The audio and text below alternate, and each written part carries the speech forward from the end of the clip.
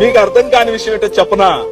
ఈ రాజు మీకున్న మేకులు పీకటానికి మేకులు కొట్టించుకున్నాడు. ఈ రాజు మీ మనసులో ఉన్నటువంటి అంధకార సంబంధమైన దురాత్మ సమూహముల యొక్క ప్రతి పరిపాలన నుండి నిన్ను విడిపించటానికి వచ్చిన రాజు ఈ రాజు. నువ్వు నా ఇంటికి రావటానికి వీల్లేదురా అనంటే, నేను నీ ఇంటికి వస్తాను, భోజనం పెడతావా అని అడుగుతాడు ఈ రాజు.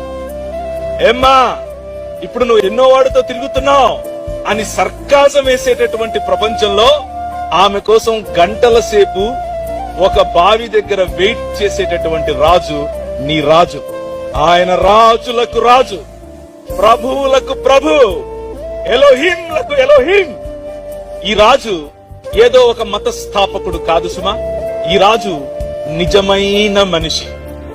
ఈ రాజు నీకు దగ్గరగా ఉండాలని నిన్ను పోలి పుట్టిన నిజమైన మనిషి.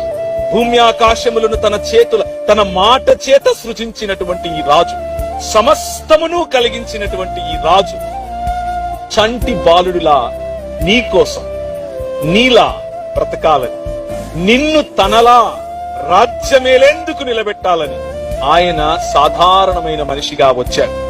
ఆయన కరుణ శాశ్వతమైనది, ఆయన ప్రేమ ఎప్పటికీ తగ్గనిది, ఆయన కృప మనకు చాలినది, ఆయన కాడి తేలికగా ఉంటుంది.